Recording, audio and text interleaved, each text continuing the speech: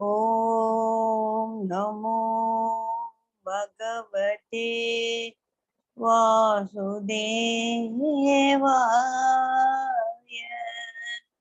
ஓம் நமோ பகவதே வாசுதேவாய.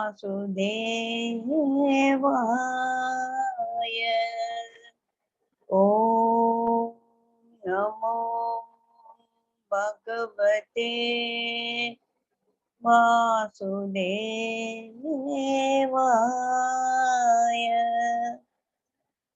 எல்லாருக்கும் நமஸ்காரம்.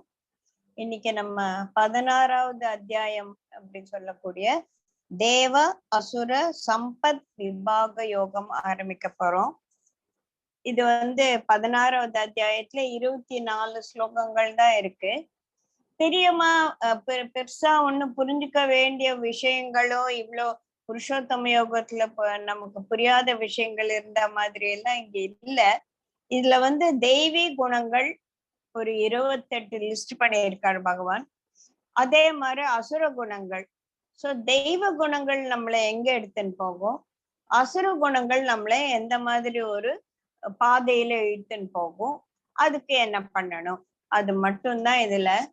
அந்த குணங்களோட பேரெல்லாம் சான்ஸ்கிரிட்ல இருக்கு. அத தமிழ் படுத்திட்டானா அவ்வளவுதான். அதுக்கு மேல நமக்கு இதுல புரிஞ்சுக்க வேண்டிய விஷயங்கள் எதுவும் இல்லை. சின்ன அத்தியாயம் தான், நம்ம இன்னைக்கு முடிச்சிடலாம்னு நினைக்கிறேன். பார்க்கலாம். 16வது அத்தியாயம் தெய்வ அசுர சம்பத் விபாக யோக. விபாகம் வருது இல்லையா, அதாவது இதற்கும் அதற்கும் இருக்கக்கூடிய வித்தியாசங்கள் அப்படின்னு சொல்றோம்.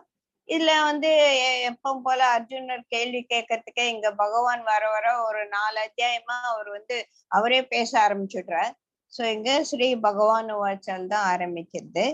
அபயம் சத்வ சம்சுத்தி ஞானயோக வியவஸ்திதி தானம் தமக யக்ஞம் ஸ்வாத்யாய தபக ஆர்ஜவம் அப்படின்னு ஒரு 11 குணங்கள் சொல்லியிருக்காங்க. அபயம், பயம்னா பயப்படுறது, அபயம்னா பயம் இல்லாம இருக்குது. நமக்கு எதுக்கு பயம் வருது அப்படின்னா, ஒரு இருட்டு, இந்த ரூம் ஒரே இருட்டா இருக்கு. நான் பாக்குறேன், ஒரு கொஞ்சோண்டு வெளிச்சத்துல ஒரு கயிறு கிடக்கிறது. அத நான் என்ன நினைச்சுக்கிறேன், பாம்புன்னு நினைச்சுக்கிறேன். அதனால ஒரே பயம், ஐயோ இது பாம்புன்னு, இத தாண்டி போகவும் பகுதின்னு மிதிக்கவும் முடியல அப்படின்னு சொல்லுவாங்க இல்லையா. இது என்னன்னே தெரியல, லைட் வரத்துக்குள்ள இந்த பாம்பு படம் எடுத்து என்ன குத்திட்டா என்ன பண்றது, இது எப்படி இந்த கிட்டேன்னு தப்பிச்சுன்னு வெளியில போறது, இந்த பாம்பை தாண்டி போகணுமே அப்படின்னு இவ்வளவு ஒரு விஷயங்கள் நம்ம மனசுக்குள்ள குழப்ப. அது என்ன பண்ணலாம்னு யோசிச்சுட்டு ஒரே அழுக வர மாதிரி இருக்கு. அப்போ லைட் அடச்ச இது கயிறு தானா அப்படின்னாரு. சோ நம்மளோட பயத்துக்கு முக்கியமான காரணமே அஜ்ஞானம் அப்படின்னு சொல்றது. எதை பத்தியும் சரி, ஒரு எக்ஸாம் போறோம் அப்படின்னா நமக்கு பயமா இருக்கு. ஐயோ ஏன் பயமா இருக்கு, கேள்வி பேப்பரை பத்திய ஒரு நாலேஜ் நமக்கு இல்ல. இன்னைக்கு கேள்வி பேப்பர் ஈஸியா தான் இருக்கும் அப்படின்னு இல்ல, ஒருவேளை கேள்வி பேப்பரை நம்ம முதலே பார்த்தா அட எல்லாம் எனக்கு தெரியும் அப்படின்னு தெரியாத விஷயத்தை பத்தி நமக்கு எப்பவுமே ஒரு we feel apprehensive about it. அதனால ஒரு பயம் வருது. சோ எல்லாத்தையும் தெரிஞ்சுக்கணும்னா எதை பத்தி நம்ம பயப்படுறோமோ அத பத்திய ஒரு ஞானம் நமக்கு வந்த உடனே அந்த பயம் போயிடுறது இல்லையா. சோ பயத்துக்கு முக்கியமான காரணம் அஜ்ஞானம். அஜ்ஞானம் நம்ம பெரிய அளவுல ஞானம் அஜ்ஞானம், நான் பகவத்கீதை படிக்கல அதனாலதான் எனக்கு பயம் இருக்கு, அவ்வளவு தூரத்துக்கு நம்ம போக வேண்டாம். எந்த ஒரு விஷயத்தை பற்றியும் ஒரு தெளிவான கருத்து நமக்கு இல்லை அப்படின்னாலே அதுல ஒரு குழப்பமும், ஒரு ஐயோ நம்ம சரியா பண்ணுவோமோ பண்ண மாட்டோமோ அப்படி. சாதாரணமா ஒரு பிரியாணி பண்ணணும்னா கூட அதை பத்தி நமக்கு சரியா தெரியாட்டானா சரியா வருமோ வராதோ, சரியா வருமோ வராதோ அப்படின்னு ஒரு மனக்குழப்பமும் ஒரு பயமும் நமக்கு இருக்குல்ல.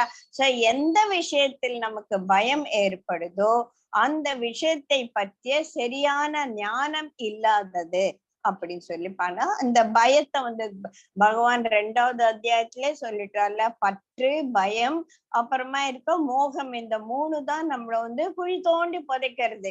இந்த 3 விட்டுடுன்னு அவரு அப்பத்துல இருந்து அவரு சொல்லிட்டே இருக்கார். சோ பயம், அதாவது அபயம் அப்படின்னா பயம் இல்லாதது, அஞ்சாமை.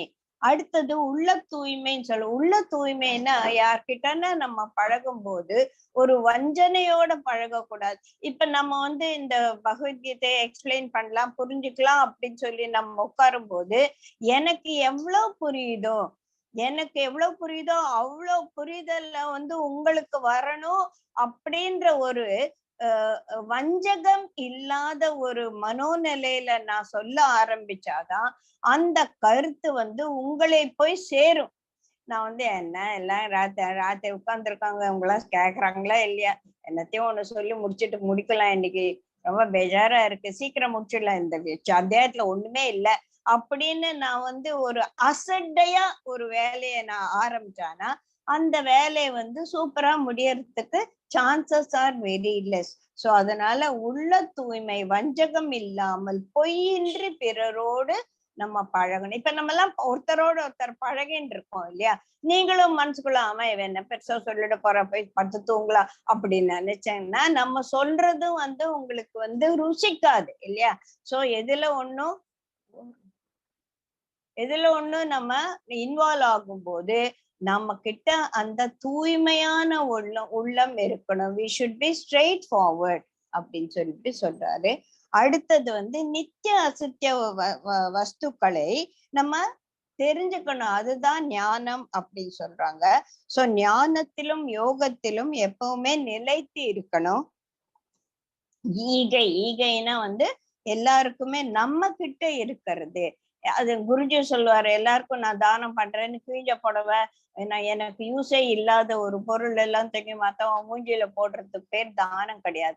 நான் யாருக்கேன்னா ஒரு புடவை கொடுக்கணும் அப்படின்னா எனக்கு எந்த புடவை ரொம்ப பிடிக்குமோ அதை நான் கொடுக்கணும், அதுதான் தானம் அப்படின்றது. எனக்கு பிரயோஜனம் இல்லையா, இதை கட்டினா எனக்கு பிடிக்கவே பிடிக்காது, இந்த நீ எடுத்துன்னு போ அப்படின்னா அது we are only cleaning our cupboard அப்படின்னு குருஜி சொல்லுவார் இல்லையா. சோ தானம் என்பது எனக்கு பயன்படக்கூடிய ஒரு பொருளை, எனக்கு பிடித்தமான ஒரு பொருளை, இதை மற்றவர்களும் அனுபவிக்கட்டும் அப்படின்னு கொடுக்கறது தான் தானம். அடுத்தது தமஹா அப்படின்னா இந்த ஞானம் என்பதே ஒரு 4 கம்பங்கள்ல மேல இருக்கு அப்படின்னு சொல்லுவோம் இல்லையா. அது டிஸ்பேஷன் முக்கியமா அங்க சொல்றது, discrimination, டிஸ்பேஷன், 6 pearls of wisdom and also the மோக்ஷ பிராப்தி. இது 4 தான். விவேகம், அப்புறமா அதுல இருக்கக்கூடிய ஒரு டிஸ்பேஷன் சொல்லுவோம் இல்லையா. அந்த 6 pearlsல அது 6 குணங்கள் நம்ம கிட்ட இருக்கணும், அப்பதான் நமக்கு ஞானம் வரும் அப்படின்னு சொல்லுவாங்க. அதுக்கு சட் சம்பத்தி அப்படின்னு சொல்லணும்.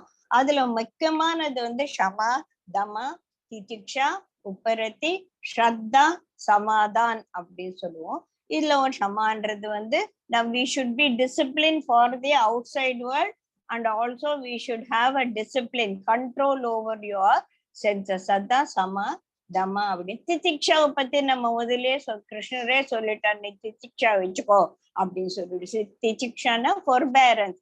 எப்படி இந்த மாத்ரா ஸ்பர்ஷாஸ்து கௌந்தேயா சீதோஷ சுக துக்க சங்கைஹி அப்படின்னு அங்கேயே நம்ம 4வது அத்தியாயத்திலே பார்த்துட்டோம்.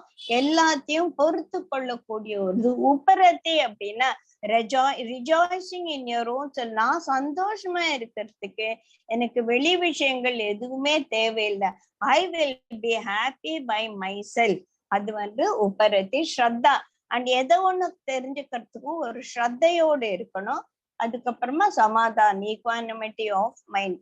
இந்த 6ல முக்கியமா இருக்கிறது தமஹா. அதான் இங்க சொல்லியிருக்காங்க, புறக்கரணங்களை அடக்குதல். அடுத்தது யஜ்ஞம். யாகம் பத்தி நம்ம நிறைய முதல்ல 6, 7 அத்தியாயங்கள்லயே நம்ம பார்த்தாச்சு. யாகத்துல நிறைய விதமான யாகங்களை நம்ம பார்த்துட்டோம். ஆனா எல்லாத்தையும் சொல்லிட்டு கடைசியில பகவான் என்ன சொல்றார், நீ ஆத்ம நிவேதனம் பண்றதுதான் பெரிய யஜ்ஞம். அதாவது உன்னை எனக்கு முழுவதுமாக சமர்ப்பிக்கும் போது நீ செய்யற யாகம் தான் எல்லாவற்றிலும் சிறந்த யாகம் அப்படின்னு சொல்றாங்க. அந்த யாகம் செய்யறதுக்கு நம்ம தயாரா இருக்கணும். அதுக்கப்புறமா சுவாத்தியாயன்றது சாஸ்திரங்களை படித்து தெரிந்து கொள்வதற்கு ஒரு விதமான அக்கறையும் அதுல ஒரு இன்ட்ரெஸ்டும் இருக்கிறது சுவாத்தியாய. அப்புறம் தபஸ். தபஸ்ன்னா தப்பகா நான் சொல்லியிருக்கேன். நமக்குள்ள ஒரு தாபம், எதையோ தெரிஞ்சுக்கணும் அப்படின்னு ஒரு தாபம். அந்த தாபத்தால நமக்கு வரக்கூடியது தபகனா எதை ஒண்ணு செய்வதற்கு அதுல மிகவும் போக்கஸ்டா இருக்கிறது. அடுத்தது ஆர்ஜவம். இது ரொம்ப சூப்பரான வேர்ட். நான் நிறைய தடவை சொல்லியிருக்கேன். நேர்மை. நேர்மைன்னா என்ன? இந்த நம்மளோட செய்கை, நம்மளோட எண்ணங்கள், நம்மளோட கருத்துக்கள் எல்லாமே நேர்மை உடையதாக இருக்கிறது. அது ஆர்ஜவம் அப்படின்னு சொல்லுவோம். இங்க ஒரு 11. அடுத்த 11 என்ன அப்படின்னா அஹிம்சா. எல்லாருக்கும் அதை பத்தி நம்ம வளர்க்க வேண்டியது இல்லை, நல்லா தெரியும். சத்தியம். சத்தியம்னா உண்மை. அது உண்மைன்றதுக்கே ஒரு பர்சானிபிகேஷன் பிரம்மம் தான். அக்ரோதக. குரோதம் இன்மை, கோபம் இன்மை. தியாக உணர்வு. தியாக உணர்வு எல்லாத்தையும் தியாகம் பண்ணிட்டு போகணுமா அப்படின்னா அந்த மாதிரி எல்லாத்தையும் எக்ஸ்ட்ரீம்ல எடுத்துட்டு போய் நம்ம புரிஞ்சுக்க கூடாது. தியாகம் அப்படின்றது ஒண்ணு இருக்கு. சரி, இது அவங்க கேக்குறாங்க, கொடுத்தா என்ன அப்படின்னு சொல்லிட்டு, இது எனக்கு இல்ல, it is okay, I can get adjusted அப்படின்னு ஒரு always going into and getting established in the equanimity of the mind. அதுதான் துறவு. ஈக்வானிமிட்டி எப்ப வரும்? இது அது எது இருந்தாலும் ஓகே அப்படின்ற ஒரு மனோநிலை வரும்போது துறவு தானாக, தியாகம் என்பது தானாக நமக்குள்ள மலரும். சாந்தி, அமைதி. அப்புறமா அபயசுனம் அப்படின்னா கோள் சொல்றது. சிலருக்கு எல்லாம் ஒரு 4 பேர் உட்கார்ந்து பேசும்போது அவ என்னத்தனமா சொன்னா அப்படின்னு சொல்லிட்டு யாரையானா பத்தி ஒரு பேசுறது.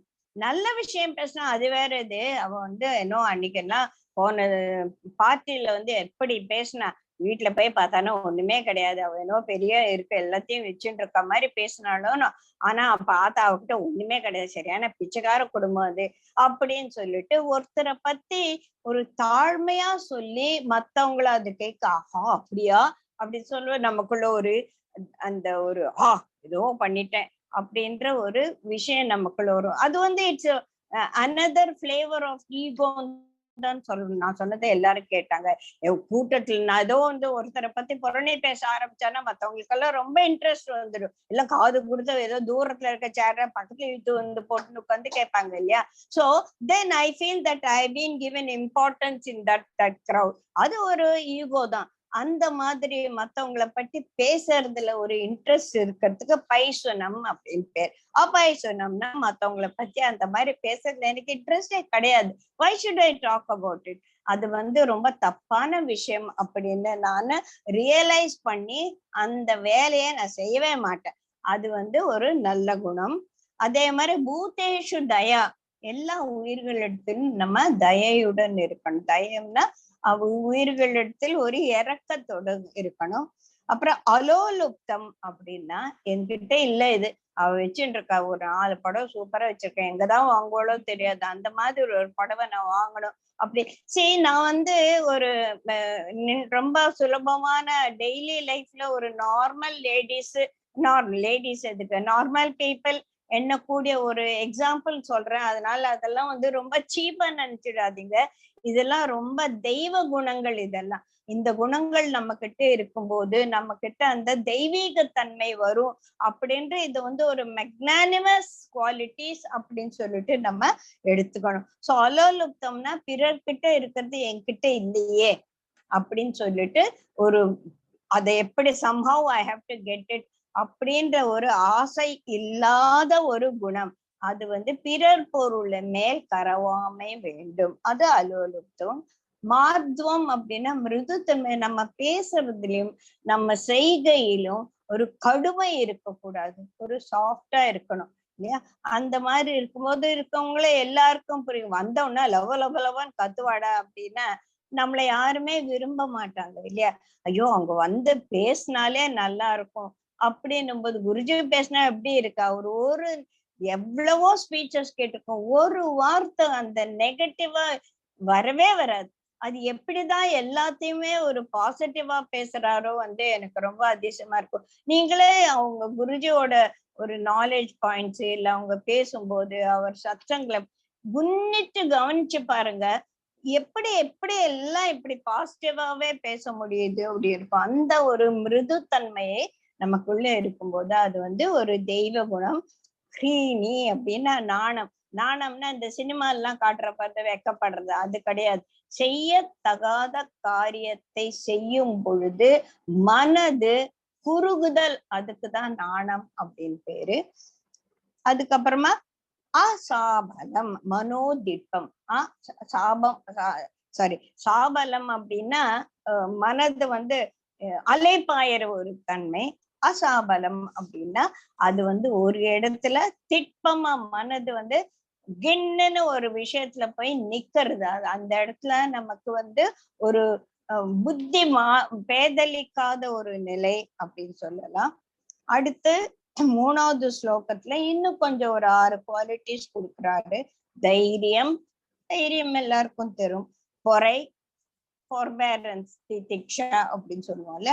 மன உறுதி, மன உறுதி ரொம்ப ரொம்ப முக்கியம். ஒரு சின்ன விஷயம் செய்யணும்னா கூட மனது திடமா இருக்கணும்.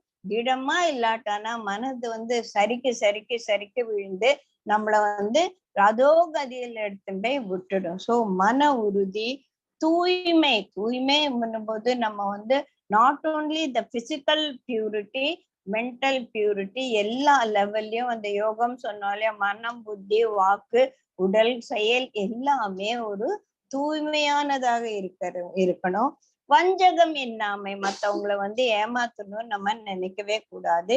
செருக்கின்மை, என்கிட்ட எல்லாம் இருக்கு அப்படின்னு ஒரு டாம்பீகம் அப்படி சொல்றது. செருக்கின்மை, இவை எல்லாம் யாருக்கு கிடைக்கும்?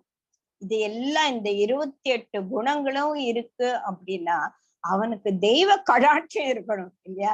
சோ தெய்வ சம்பத்துடன் பிறந்தவர், நல்ல குடும்பத்துல ஒரு குழந்தை பிறக்கணும் அப்படின்னாலே அது நன்மை செஞ்சு இருக்கணும். அது ரொம்ப புண்ணியாத்மாவா இருக்கும். நம்ம நிறைய பார்த்தோம் இல்லையா பகவத்கீதையில. இந்த மாதிரி இருக்கிறவங்க ஒரு நல்ல குடும்பத்துல அடுத்த ஜென்மத்துல பிறப்பான். அவன் இந்த சேர்ந்ததுல இருந்து அவன் இன்னும் மேல மேல போறதுக்கு அவனோட குடும்ப சூழ்நிலை அவனுக்கு ஏதுவாக இருக்கும் அப்படின்னு எல்லாம் பார்த்தோம். அந்த மாதிரி இவ்வளவு நல்ல குணங்களும் ஒருத்தர்கிட்ட இருக்கணும். அட்லீஸ்ட் சில குணங்கள் இல்லாட்டாலும் பரவாயில்ல, முக்காவாசி 28ல ஒரு 20 குணங்கள் இருந்தா கூட அவனுக்கு தெய்வத்தின் ஒரு கடாட்சம் இருக்கு அப்படின்னு சொல்லிட்டு, அதாவது இவைகள் தெய்வ சம்பத்துடன் பிறந்தவனுக்கு இயல்பாக அந்த மாதிரி ஒரு பிறப்பை எடுத்தவனுக்கு they need not develop these qualities. புரியுதா? அவனுக்கு நேச்சுரலாவே அவன் சாஃப்ட் ஸ்போக்கன். அவன் he is not practicing soft speaking, he is by nature he is soft spoken. அந்த மாதிரி பிறவியிலேயே இந்த குணங்கள் அமைவது என்பது மிகப்பெரிய விஷயம். அதுக்கு தெய்வ அனுகிரகமும் குரு அனுகிரகமும் இருக்கணும். சரி, இதெல்லாம் தெய்வ குணங்கள். அசுர குணங்கள் என்ன? அது ஒரு 4 ஸ்லோகத்துல அதுவும் சொல்லியிருக்காங்க. பகட்டுன்னா போகும்போது ஏதோ கல்யாணத்துக்கு போனா நல்ல ட்ரெஸ் போடு, இருக்கிற நகையெல்லாம் போட்டுட்டு பக்கத்து வீட்டுக்காரங்க நகையும் வாங்கி போட்டுட்டு போனானா அது உன் நகைன்னு மத்தவங்கள நினைச்சுக்கணும். அது ஒரு நல்ல குணம் கிடையாது. அந்த மாதிரி பகட்டா இருக்கிறது. இருமா, இப்ப பாத்தியா நான் எப்படி வந்திருக்கேன், கார்ல வந்திருக்கேன், அது டாக்ஸியா கூட இருக்கலாம், கார்ல வந்திருக்கேன் அப்படின்னு சொல்லிட்டு ஒரு ஜம்பா. இந்த அசுர குணங்கள் எல்லாம் நமக்கு வாழ்க்கையில நம்ம நிறைய பேர் இந்த குணங்களோடு இருக்கிறவங்கள நம்ம சந்திச்சுட்டு தான் இருப்போம். அதனால இதெல்லாம் புரியறது ரொம்ப கஷ்டம் ஒண்ணும் கிடையாது. தற்பெருமை தெரியும். சினமும் கடுன்னு எப்ப பார்த்தாலும் கோவத்துல லுள்ளும் கத்தின்னு இருக்குது. அஜ்ஞானம், இதெல்லாம் அசுர சம்பத்தை உடைய ஒரு குடும்பத்துல பிறந்தவனுக்கு, அசுர குணங்களோடு பிறந்தவனுக்கு இதெல்லாம் கூடவே வந்துடுதான் இல்லையா? அப்படி அடுத்தது இந்த அசுர குணம் இருந்தா என்ன ஆகும், தெய்வ குணம் இருந்தா என்ன ஆகும்னா, தெய்வ குணங்கள் எப்பவுமே உன்னை மேல் நோக்கி எடுத்துட்டு போகும், மோட்சம் தருவதாகவும் அசுர குணங்கள் பந்தப்படுத்துவதாகவும் இருக்கும். அது ஆனா இதெல்லாம் சொன்னோன்னா அர்ஜுனுக்கு மூஞ்சி எப்படியா ஆயிடுச்சு, ஐயோ நான் தெய்வ குணமா அசுர குணமானா? அப்ப பகவானை பார்த்த உடனே புரிஞ்சுன்னு சொல்ற, நீ ஒண்ணும் கவலைப்படாதப்பா, நீ நல்ல தெய்வ குணத்தோட தான் நீ பிறந்திருக்க. நீ இந்த அசுர குணம் எல்லாம் நமக்கு இருக்கா அப்படின்னு don't start evaluating your self அப்படின்னு சொல்ற அவனை தைரியப்படுத்துறார். அடுத்தது, இந்த தெய்வீகம் அசுரம் என்று இருவகை உயிர் பிறப்புகள் இவ்வுலகில் உண்டு. எல்லாருமே தெய்வ குணங்கள் இருக்காங்களா? கிடையாது இல்லையா?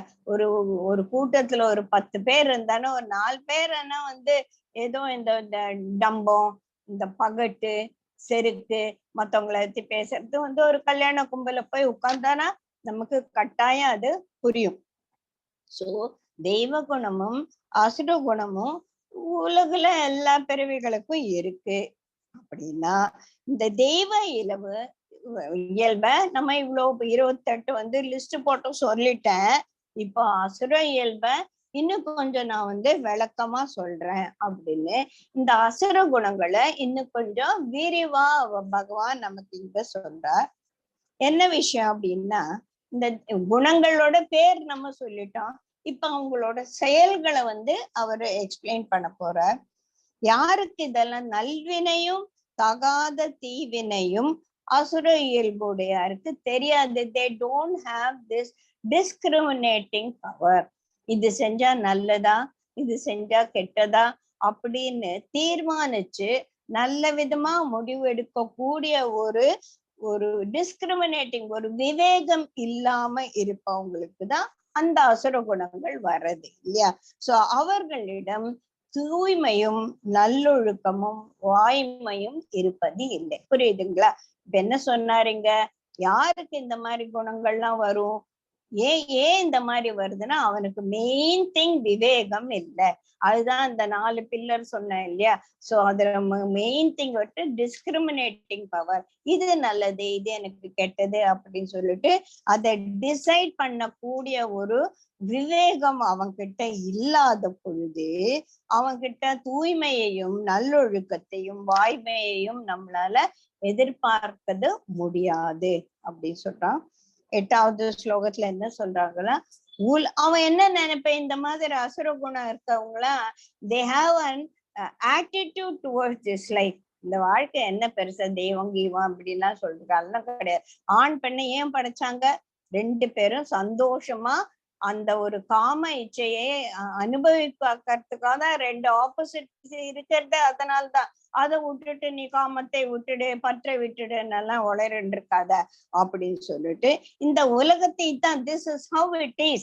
இதுல உண்மையும் கிடையாது, ஒண்ணும் கிடையாது. நீ பகவான் கிட்ட எல்லாம் ஒண்ணும் போறது, ஜஸ்ட் என்ஜாய் யுவர் செல்ஃப். எந்த மாதிரி என்ஜாய்மெண்ட்? காம இச்சை தான் அவங்களோட மனதுல தூக்கலாக இருக்கும்.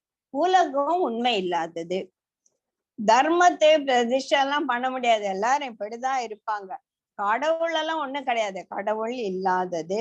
காமத்தை காரணமாக கொண்டு ஆண் பெண் இணக்கத்தால் ஆனதுதான் இந்த உலகமே அப்படின்ற ஒரு எண்ணம் அவங்களுக்குள்ள ஸ்ட்ராங்கா இருக்கு. அதாவது அவங்க எல்லாம் நாஸ்திகர்கள் அப்படின்னு சொல்லலாம். நாஸ்திகர்கள் எல்லாருமே இந்த மாதிரி ஒரு காம இச்சை குறித்து இருப்பாங்க அப்படின்னு சொல்லிட்டு நம்ம தப்பா முடிவெடுத்துடக்கூடாது. நாஸ்திகர்கள் கூட நல்லவங்களா இருக்கலாம், அத பத்தி இல்ல. பட் கடவுள் நம்பிக்கை இல்லாததால, உலகத்தை பற்றிய ஒரு கருத்து சரியாக இல்லாததால, தர்மம் எது அதர்மம் எது அப்படின்னு புரிந்து கொள்ளக்கூடிய அந்த விவேகம் இல்லாததால இவர்களுக்கு மேஜரா மனசுக்குள்ள இருக்கிறது இந்த காம இச்சை. சோ இவர்கள் நாஸ்திகர்கள்ல இந்த மாதிரி அசுர குணங்கள் இருக்கு. அதனால நாஸ்திகர்கள்லாம் அசுரர்கள் அப்படின்னு சொல்லிட்டாங்கன்னு சொல்லிட்டு தப்பா எடுத்துக்க வேண்டாம். புரியுதா? சரி, இந்த மாதிரி இருக்கிறதுனால அவங்க வாழ்க்கை எந்த மாதிரி இருக்கும் அப்படின்னா, இந்த கொள்கை உடைய புல்லறிவாளர் ஆத்ம நஷ்டம் அடைந்தவர். அவங்களுக்கு எங்க இந்த ஆத்ம ஞானம் வரப்போகுது? தர்மமே இல்லை, உலகமே இவ்வளவுதான் அப்படின்னு சொல்லி நினைச்சுட்டு இருக்காங்க இல்லையா? அவங்களுக்கு ஆத்ம ஞானத்தால ஆத்மா கிடையாது, ஒண்ணும் கிடையாது அப்படின்னு சொல்லி போயிடுவாங்க. அவங்க எப்பேற்பட்ட விஷயங்கள் செய்வாங்க? கொடுமையான விஷயங்கள். ஏன்னா அவங்களுக்கு இந்த பூதேஷு தயா அப்படின்னு முதல் குணம் சொன்னோம் இல்லையா, அந்த தெய்வ குணம் அவங்க கிட்ட இல்லை.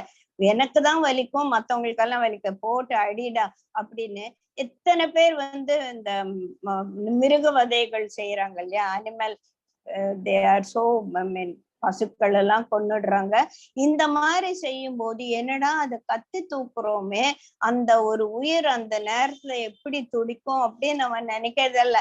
அவன் மனசுல அந்த ஆட்டு இறைச்சியை போட்டு அவன் ஆட்டு இறைச்சி ஏதோ ஒண்ணு அவன் பிரியாணி பண்ண போறேன்னு அதுலதான் மனசு இருக்கே தவிர, அந்த வெட்டும் போது அந்த ஆடு துடிக்குமே அப்படின்றதுதான் அவன்கிட்ட இல்லவே இல்லை. சோ இதனால ஆத்ம நஷ்டம் அடைஞ்சு கொடும் செயல் புரிபவர்களாய் உலகின் பகர்வர்களாய் இருக்கிறார்கள். இப்ப நான் காலையில கூட ஒரு கதை படிச்சேன்.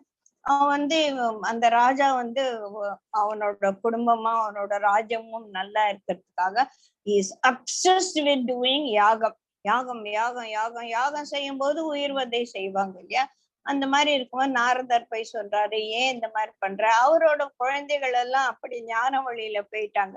உன் குழந்தைங்க எல்லாம் இவ்வளவு ஞானமா இருக்காங்க, நீ ஏன் இப்படி இருக்க அப்படின்னு சொல்லிட்டு இந்த மாதிரி எல்லாம் செஞ்சான்னா உனக்கு அவங்க எல்லாம் நீ எவ்வளவு பசுமாடுகள்லாம் கொலை பண்ணியோ எல்லாத்தையும் அறுத்து அறுத்து போட்டியோ அதுங்கெல்லாம் பாரு, மேல பாரு, எல்லாம் அங்க நிக்கிறது, நீ போனா உன்னை போட்டு அது கொடுமைப்படுத்த போறதுன்னு சொன்னோன்னா அந்த ராஜா ரொம்ப பயந்துட்டா, ஐயோ இந்த மன்னிச்சிடுங்க, இந்த மாதிரி செய்ய மாட்டேன். அதாவது இந்த கொலை உண்ணக்கூடிய இந்த ஆத்மாக்கள் எல்லாம் எவ்வளவு கஷ்டப்படும் அப்படின்னு சொல்லிட்டு நம்ம யோசிக்காதவங்களுக்கு டெஃபினெட்லி அவங்க அசுர குணம் உள்ளவர்கள் தான் இல்லையா? அதனால அவர்களால ஏன் நம்ம கௌரவர்களே எடுத்துக்கலாம். 100 பேரும் சேர்ந்து எதனா ஒரு நல்ல காரியம் செஞ்சாங்களா? இல்லை, எல்லாரும் அவங்க ராஜ்யத்துல இருக்க பெண்களை எல்லாம் எவ்வளவோ துன்புறுத்தினாங்க இல்லையா?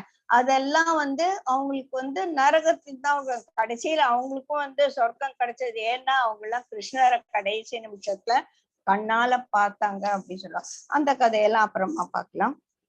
அடுத்தது 10வது ஸ்லோகம். நிறைவேறாத நெடுங்காமம் பிடித்தவர்களை, அவங்களுக்கு எவ்வளவுதான் செக்ஸ் அப்சஷன் அப்படின்னு சொல்லுவாங்க, எவ்வளவு காமம் எவ்வளவு தடவை அந்த செக்ஸ் அனுபவிச்சாலும் பத்த மாட்டேங்குது. இன்னும் இன்னும் இன்னும் இன்னொன்னு அந்த உடம்பு அந்த ஒரு தொடு உணர்ச்சியிலேயே மாட்டிண்டு அது அதை அந்த சாட்டிஸ்ஃபை பண்ணவே முடியாத ஒரு நிலைமையில அவங்க இருக்காங்க. எவ்வளவு பாவம் இல்லையா? அவங்களாம் நினைச்சாலே ரொம்ப பாவம். ஐயோ பாவம், இவனுக்கு ஏண்டா நல்ல புத்தி வர மாட்டேங்குதோ அப்படின்னு இருக்கு இல்லையா?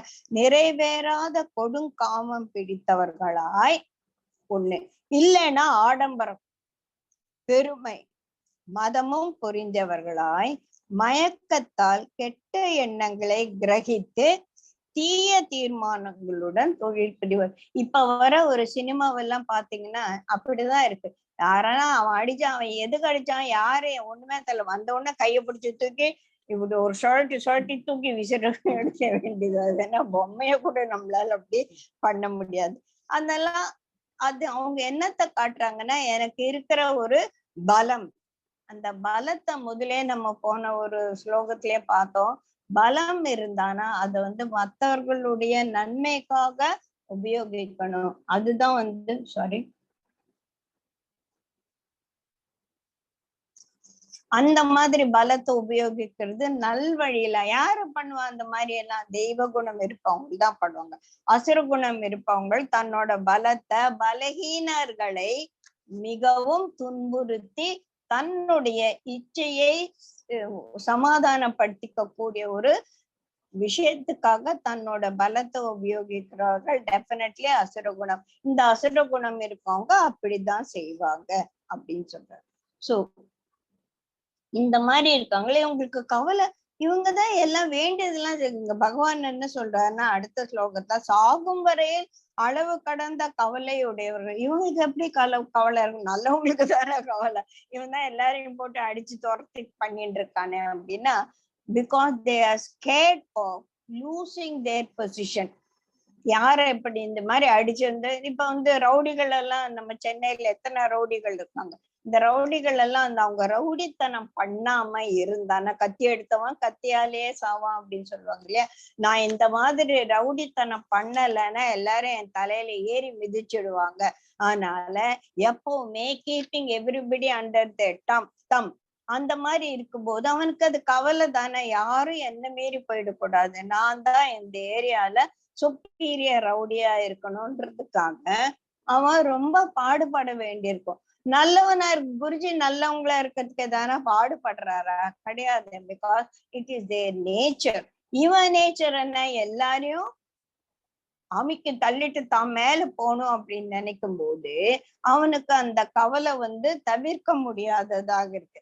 இது எப்படி இருக்கு, சாகும் வரை அவனுக்கு இதே கவலை தான். யாரு கத்தி எடுத்து எத்தனை பேரை நம்ம துன்புறுத்தி இருக்கோம். அவங்களுக்கெல்லாம் சாது மிரண்டால் காடு கொள்ளாதுன்னு ஒரு நாள் அந்த சாதுக்கள் எல்லாம் சேர்ந்து வந்தான்னா நம்ம காலி. சோ அதனால எப்ப பார்த்தாலும் அந்த பயத்திலேயே அவங்க இருப்பாங்க. அதுக்கப்புறம் காம நுகர்ச்சியை அனைத்திலும் மேலானதாக கருதுவார்கள். செக்ஸ் அப்சஷன் பார்த்துக்கணும். மற்றொன்றும் இல்லை என்று தீர்மானம் செய்தவர்கள். இதுக்கு மேல ஒண்ணும் இல்லையா, நீ பாட்டு ஒண்ணும் அது இதெல்லாம் சொல்லிட்டு இருக்காத அப்படின்னு சொல்லிட்டு. சரி, இவங்க என்ன இந்த ஜென்மத்தை விட்டுட்டு அடுத்த ஜென்மம் போகும்போது அட்லீஸ்ட் அவங்க போவாங்களான்னு இந்த குவாலிட்டிஸ் எல்லாம் அவங்க மனசுக்குள்ள இம்ப்ரெஷன்ஸா இருக்கு. So they go with these impressions. அப்படி இருக்கும்போது பகவான் என்ன பண்ண முடியும், திருப்பி திருப்பி இந்த அசுர குணத்திலேயே அவங்க இருப்பாங்க இல்லையா. சோ நூற்றுக்கணக்கான ஆசை கயிறுகளால் கட்டப்பட்டவர்களாய், காம குரோத வசப்பட்டவர்களாய், காம போகத்தின் பொருட்டு செல்வ குவிய. ஏன்னா இவனோட நிறைய கதையெல்லாம் பார்த்திருப்போம் இல்லையா. இந்த வேற ஒரு இல்லீகல் கனெக்ஷன்ஸ் எல்லாம் வச்சுட்டு இருக்கவங்களுக்கு அவங்களாம் சும்மாவா கொடுப்பாங்க, அதை கொண்டா, ஒரு நெக்லஸை கொண்டா, பட்டு புடவைய கொண்டா, அதை கொண்டா, இது கொண்டா. சோ அவங்களுக்காக செலவழிக்கணும், அப்பதான் அவங்க இவனை ஒத்துப்பாங்க. அதனால நிறைய அவங்களுக்காக செலவு பண்ண வேண்டியிருக்கு. அதனால பொருள் தேடுவதையே அவன் குறியா இருப்பான். பொருள் எப்படி தேட முடியும், கேது நல்ல வழியா அந்த பொருளையும் அவன் கெட்ட வழியில தான் அவன் சம்பாதிப்பான். சோ இதனால காம குரோத வசப்பட்டவர்களாய் காமபோகத்தின் பொருட்டு செல்வ குவியலை தேட முயல்வார்கள். இவங்களை என்னதான் நான் பண்றது அப்படின்னு பகவான் ரொம்ப கஷ்டப்படுறார்.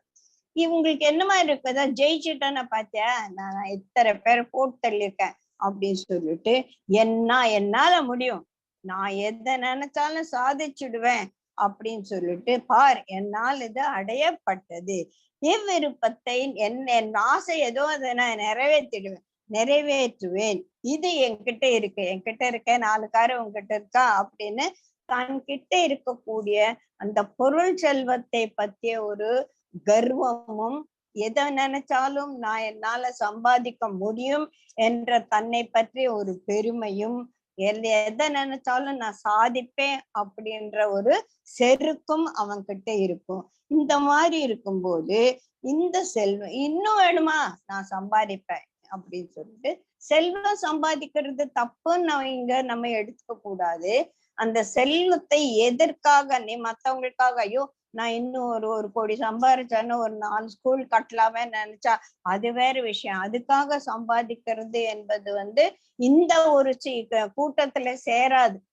நான் நினைச்சதை சாதிப்பேன், 4 பேர் போட்டு தள்ளுறதுக்கு எனக்கு பணம் வேணும், இந்த மாதிரி ஒரு பெரிய கும்பலை மெயின்டைன் பண்றதுக்கு எனக்கு பணம் வேணும், அதனால நான் சம்பாதிப்பேன் அப்படின்றது செல்வம் சேருவதில் இருக்கக்கூடிய ஒரு பேராசையை அது காட்டுறது. சோ இந்த மாதிரி அவனை நான் கொன்னுடுவேன், இவன் எனக்கு எதிர எவனான கத்தி எடுக்கட்டும், உசுரோடு இருந்துடுவானா, ராத்திரிகளும் போய் சேர்ந்துருவாங்க அப்படின்னு சொல்லிட்டு தன்னோட காரியத்தை ஒரு பெரிய பெருமையா பேசிட்டு இருப்பாங்க. சோ இந்த மாதிரி பல எண்ணங்களில் குழப்பமடைந்து மோக வலையில் மூட பெற்றவர்கள், காம போகங்களில் பற்றுடையவர்கள் பால் நரகத்தில் வீழ்கின்றனர். நரகம்னு எங்கேயோ ஒண்ணு இருக்குன்னு கிடையாது. அவன் வாழ்க்கை எப்படி இருப்பேன், எப்ப பார்த்தாலும் படுத்துக்கும் போது பக்கத்துல கத்தியை வச்சுதான் படுத்துக்கணும் இல்லையா. யார் எப்ப தலையில போடுவாங்கன்னு தெரியாது. அதனால அவன் வாழ்க்கையே நரகமா தான் இருக்கும். Because always he has to maintain his அந்த கெத்து அப்படின்னு, அந்த கெத்தை மெயின்டைன் பண்ணிட்டே இருக்கு. இவன் என்ன பண்றது, தற்புகழ்ச்சி உடையவர், வணக்கம் இல்லாதவர். வணக்கம் இல்லைன்னா அவங்களுக்கு எப்படி ஒரு வணக்கம் என்ற ஒரு மத்தவங்க கிட்ட குனிஞ்சு போறதுன்றது அவங்களால முடியவே முடியாது. செல்வ சிறக்கும் மதமும் உடையவர்கள் பேரளவு. இவங்க என்ன பண்ணுவாங்க, யாகம் பண்ணுவாங்க. அந்த யாகத்துக்கு என்ன பிரயோஜனம்? ஒரு பிரயோஜனமும் கிடையாது. அதெல்லாம் ஒரு டம்பத்துக்காக, டாம்பீகத்துக்காக பண்ணக்கூடிய ஒரு செயல்களாக இருக்கும். நான் போய் கோயில் கும்பாபிஷேகம் நான் தான் பண்ணுவேன். அந்த கும்பாபிஷேகம் பண்ணு, ரொம்ப சந்தோஷம். ஆனா அதுல அந்த தெய்வீகமும் அந்த தெய்வத்தன்மையும் கொஞ்சம் கூட இருக்காது. எப்படி கும்பாபிஷேகம் செய்வேன் பாரு, எனக்கு இவ்வளவு பணம் இருக்கு, நான் செய்யறேன் அப்படின்னு சொல்லிட்டு அந்த தற்பெருமையும் செருக்கும் இருப்பதனால அவன் செய்யக்கூடிய ஒரு நல்ல காரியமா இருந்தாலும் அது அங்க அந்த நல்ல காரியத்தினுடைய பலனை தராது. சோ இந்த மாதிரி இருக்கிறவன் என்ன பண்றான்? அவன் தேகத்துல யார் இருக்கேன்? நான் தான் இருக்கேன். என்ன மத்தவங்களெல்லாம் அவன் துன்புறுத்துறானே, அவங்களோட தேகத்துல எல்லாம் யார் இருக்கேன்? நான் தான் ஆத்மாவா இருக்கேன். சோ இவன் அவங்கள மட்டும் துன்புறுத்தலாம், அவங்க மனசுக்குள்ள என்னையும் ரொம்ப துன்புறுத்துறாங்க அப்படின்னு சொல்லியோ பகவான நம்ம துன்புறுத்துறதுக்கு நமக்கு மனசு வருமா? அதை தெரிஞ்சாலே நம்ம ஐயோ அப்படின்னு சொல்லிட்டு நம்ம மனசு அப்படியே போயிட்டு இல்லையா? ஒரு தெரியாம நம்ம ஒரு கரப்பாம்பூச்சி அடிச்சுட்டானா என்னவோ பண்ணுது மனசு. ஐயோ அதுவும் ஒரு ஜீவராசி தானே, அதை அடிச்சுட்டானா எனக்கு அதை பார்த்தா பயமா இருக்கேன், நான் என்ன பண்றது? அது வேற விஷயம் இல்லையா?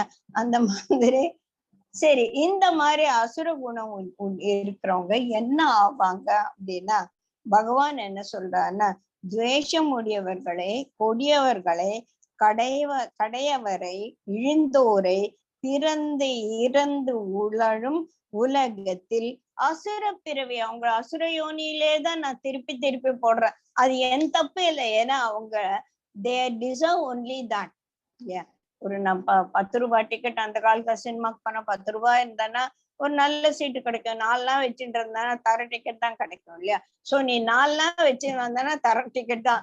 அந்த மாதிரி இவன் புண்ணியமே இல்லாதப்ப இவனுக்கு எப்படி ஒரு சூப்பர் சீட்டு கொடுக்க முடியும்? ஒண்ணும் கொடுக்க முடியாது. நீ எதை கொண்டு வந்தானோ அதுக்கேத்த மாதிரி தான் உனக்கு அப்படின்னு இவங்க வர்றதெல்லாமே கொடிய செயல்கள் செய்து கொடிய மனிதர்களை துன்புறுத்தி பாவ மூட்டையோட வரும்போது அவங்களுக்கு நான் எப்படி ஒரு நல்ல குடும்பத்துல ஒரு பிறவியை கொடுக்க முடியும்? முடியவே முடியாது. அதனால அவர்களை மறுபடியும் அசுர குணங்கள் உள்ள கூடிய ஒரு குடும்பத்திலேயே நான் பிறக்க வைக்கிறேன். அவங்களுக்கு மறுபடியும் அசுர யோனியிலே தான் அவங்க பிறக்கிறாங்க.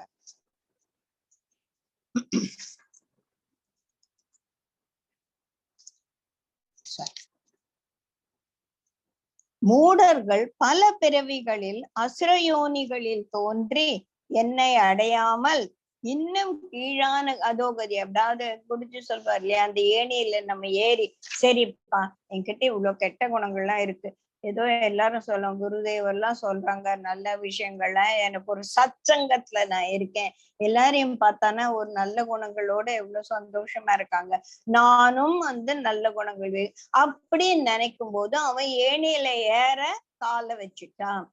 அவன் ஏணியில ஏற காலை வைக்கும் போது அவனோட கூட்டாளிகள் இருப்பாங்களா, விட்டுருவாங்களா? என்னடா பெருசான்னு அவனை காலை பிடிச்சு இழுக்கும் போது அந்த கைய விட்டோம்னா கீழே போற வேண்டியதுதான். சோ கைய விடாம டபால ஏறி குதிச்சு மேல இருக்கிற அந்த கட்டையை பிடிச்சுட்டானா அவன் காலை பிடிச்சு நமக்கு இழுக்கும் போது நம்ம கீழே விழ மாட்டோம்.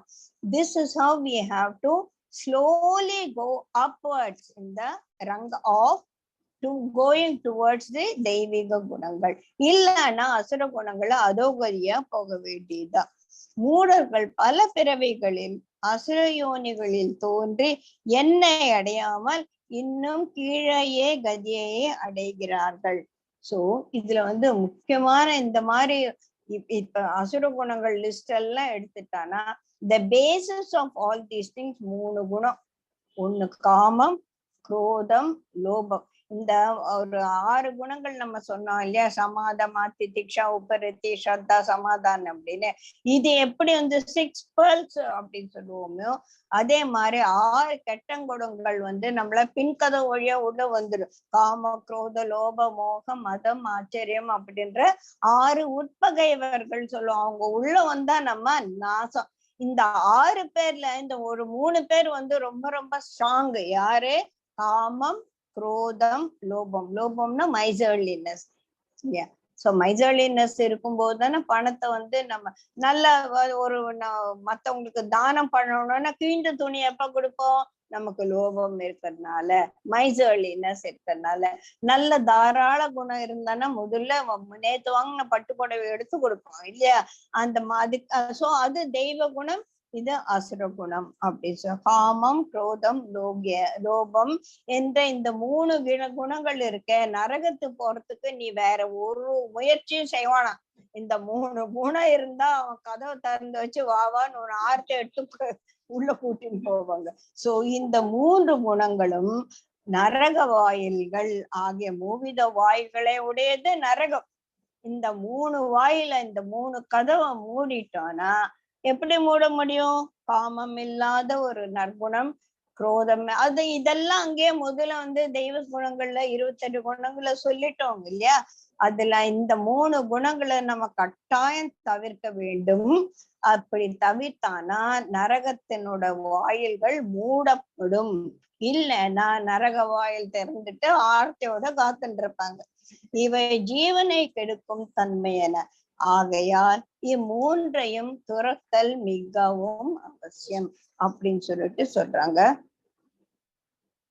இந்த 3 குணங்கள் தான் அசுர மனப்பான்மைக்கு ஒரு பிறப்பிடமாக இருக்கிறது. இம்மூன்று வித குற்றங்களிலிருந்து என்ன வரும்? அரக்கத்தன்மை வளர்கிறது. லோபம் என்பது போக பொருளை தனக்கென்றே பிடிக்கிறது. அதுதான் வந்து மைசர்லின கட்டி பிடித்தலாம். மனிதன் மேன்மை அடைவதற்கு இம்மூன்றும் இடம் தராது. எப்படி தரும்? காமம், குரோதம், லோபம் இருந்தா அவன் மேலே வேணியில ஏறவே முடியாது. அவன் பள்ளம் தோண்டி காலை அடியில புதைச்சிட்டு நின்னுட்டு இருக்கான். அவன் எங்க இந்த மேல போறது இல்லையா? இது இடம் தருவதே இல்லை. இவைகளை நீக்கினால் மனிதன் மேலும் ஆவான். இவைகளில் உழன்று இறுதி உள்ளத்தினுள் விரக்தி உண்டு. எவ்வளவு நாள் தான் நம்ம கெட்டவங்களா இருக்க முடியும் இல்லையா? அடைச்சி என்னடா இது அப்படின்னு ஒரு விரக்தி உண்டாகும் வரையில் ஒருவன் அசுர பிறவி ஒரு ஜென்மத்துல என்னடா இது எப்ப பார்த்தாலும் நான் வந்து கத்திய தூக்கின்றே தெரிய வேண்டியிருக்கேன் அப்படின்னு ஒரு ரவுடி நினைச்சானே அவனுக்கு நல்ல புத்தி வந்துடுச்சு அப்படின்னு சொல்லி. சோ ஃபர்ஸ்ட் நம்ம இதுல யோக வசிஷ்டால பார்த்தோம் இல்லையா? ஐ ஆம் பவுண்ட், நான் பந்தப்பட்டு இருக்கேன் முதல்ல புரிஞ்சுக்கணும். இத இந்த அசுர குணங்கள் உள்ளவங்களும் ஐயோ என்கிட்ட இந்த கெட்ட குணம் இருக்குன்னு முதல்ல ரியலைஸ் பண்ணணும். அப்புறமா தான் இதுல இருந்து நான் குழியில இருக்கேன் அப்படின்னு தெரிஞ்சுட்டாதான் குழியில இருந்து மேல ஏறதுக்கான ஒரு முயற்சியை செய்வோம். நான் குழியிலே ஜாலியா இருக்கேன்னா காலகாலத்துக்கு குழியிலே இன்னும் குழி தோண்டி உள்ள போக வேண்டியதுதான். அதனால இந்த 3 நரக வாயில்களில் நின்றும் விடுபட்டவன் தனக்கு நலன் செய்து கொண்டு பின்பு மோட்சத்தை அடைகிறான். ஏதோ ஒரு விதத்துல நம்ம மேல வர்றதுக்கு முயற்சி செய்யும் போது அந்த முயற்சியை திருவினையாக்குவதற்கு நமக்கு ஒரு சச்சங்கமும் ஒரு குருதேவரும் ஒரு ஆசானம் கிடைக்கும் போது ஈஸியா நம்ம இந்த ஒரு விஷயங்கள்ல இருந்து விடுபட்டா மோட்சம்தான். மோட்சம்னா என்ன? நல்ல குணங்கள் வரும்போது மனசு அப்பாடா இவ்வளவு நாள் நான் இவ்வளவு கஷ்டப்பட்டு இருந்தேன், நல்லவனா இருந்தா இவ்வளவு சுகமா. ஆனா நம்ம அப்படி எல்லாம் நினைக்கிறது இல்ல. சினிமால எல்லாம் பார்த்தான்னா நல்லவனா இருந்தா கஷ்டப்படுவேன், நீ கெட்டவனா ஜாலியா இருப்ப அப்படின்னு ஒரு சொல்ற மாதிரி ஒரு விஷயம்தான் இப்ப எல்லாம் நடந்துட்டு இருக்கு. சரி, அது என்ன பண்றது, கலியுகம் சொல்லுவாங்க இல்லையா? சோ இந்த மாதிரி 3 நரக வாயில்களில் என்றும் விடுபட்டவன் தனக்கு நலம் செய்து கொண்டு பின்பு மோட்சத்தை அடைகிறான். துக்கங்களுக்கெல்லாம் காரணம் அஜ்ஞானம். எது நல்லது எது கெட்டது என்று தெரியாத இங்க அஜ்ஞானம் ஆத்ம ஞானம் இல்லாதான் கஷ்டப்படுறான்னு அவ்வளவு தூரத்துக்கு நம்ம போக வேண்டாம். நல்லது எது கெட்டது எது என்று தெரிந்து கொள்ளக்கூடிய விவேகமின்மையே அஜ்ஞானம் தான். அஜ்ஞானத்தில் இருந்துதான் காமம், குரோதம், லோபம் முதலிய கெட்ட குணங்கள் ஒண்ணு பிடிச்சுட்டு வாழை பிடிச்சுன்னு பின்னாலே வந்துட்டே இருக்கும். அதனால நம்ம முதல்ல என்ன செய்யணும்? அஜ்ஞானம் என்ற இருளில் இருந்து ஞானம் என்ற விளக்கை ஏற்றி அந்த இருட்டை நம்ம போகடிக்கணும். ஆக அஜ்ஞான இருள் நரகத்துக்கு வாயிலாகிறது. அதனின்று விலகியவன் சிறப்பு எய்துகிறான். முயற்சி அடைதல், இதுக்கு முயற்சி செய்யணும் இல்லையா? முயற்சி அடைதல் அவனுக்கு இயல்பாக அவன் எப்ப முயற்சி செய்வான்? நான் பள்ளத்துல இருக்கேன்னு தெரிஞ்சாதானே நான் முயற்சி செய்வேன். நான் எங்க இருக்கேன்னு எனக்கு தெரியல அப்படின்னா அவன் அந்த இடத்துல இருந்து வெளியில போறதுக்கு அவன் முயற்சியே செய்ய மாட்டான் இல்லையா? சோ முதல்ல நான் ஐ ஆம் நாட் நாலேஜபிள், எனக்கு இந்த கெட்ட குணங்கள்ல இருந்து எப்படி வெளியில வர்றதே எனக்கு தெரியல, யாரையானா கைய பிடிச்சுன்னு நான் வெளியில வரணும். அப்படி எப்படி நமக்கு ஒரு டிசீஸ் வந்துருச்சுன்னா டாக்டர் கிட்ட போய் பார்த்து அதுக்கான ஒரு ட்ரீட்மெண்ட் எடுத்து மருந்து மாத்திரை சாப்பிட்டு நம்ம வெளியில வரணும். டிசீஸ் வந்துருச்சு, very good, I enjoy this disease, யாருன்னா இருப்பாங்களா? மாட்டாங்க இல்லையா? சோ அந்த மாதிரி நம்ம இருக்கிற இடம் சரியில்லை, இதெல்லாம் தப்பு அப்படின்னு தெரியும் போது அந்த இடத்துல இருந்து வெளியில வர்றதுக்கான முயற்சியில் நம்ம ஈடுபடுவோம். அந்த முயற்சியின் வந்த உடனேயே நமக்கு தெய்வீகமான ஒரு ஹெல்ப் கிடைக்கும். அதுல இருந்து நமக்கு யாரானா வழி காட்டுவாங்க அப்படின்னு சொல்லி. அசுரத்தன்மையை அகற்றி மேன்மை அடைவதற்கு எது வழிகாட்டும் அப்படின்னா நம்மளோட ஸ்கிரிப்சர்ஸ் தான். காமத்தின் வசப்பட்டு சாஸ்திரத்தின் ஆணையை மீறி நடப்பவன் எவனோ அவன் is not a fully grown man at all. பரிபூர்ணன் ஆகான், சுகம் பெற மாட்டான், முக்தியும் அடைய மாட்டான். அதனால என்ன பண்ணணும், எது எப்படி இருக்கணும், எப்படி நான் இதுல இருந்து வரணும் அப்படின்றதுக்கு உனக்கு வழிகாட்டி இருக்கு. நிறைய ஸ்கிரிப்சர்ஸ் இருக்கு. அந்த புஸ்தகங்கள் வாயிலாகவும் படித்தவர்களின் வாயிலாகவும் அவங்க கைய பிடிச்சிட்டு வெளியில வர்றதுக்கு நிறைய சாஸ்திரங்கள் நம்மளோட சனாதன தர்மத்துல இருக்கு. அதையெல்லாம் நம்ம தேடி பிடிச்சு அதை நம்ம படிக்கணும். இந்த காரணத்தை முன்னிட்டு சாதகன் ஒருவன் என்ன செய்யணும் அப்படின்னா கடைசியா சொல்றது, அதனால் செய்ய தகுந்ததையும் செய்ய தகாததையும் நிச்சயம், இது ரைட்டு இது தப்பு அப்படின்னு சொல்றதுக்கு நமக்கு யாரு இருக்காங்க? சாஸ்திரங்கள் இருக்கு. சாஸ்திரங்கள் உனக்கு ஒரு பிரமாணம் ஆகிறது. That is ultimate. அதுல சொன்ன மாதிரி செய்ய நீ தப்பா போகவே மாட்ட.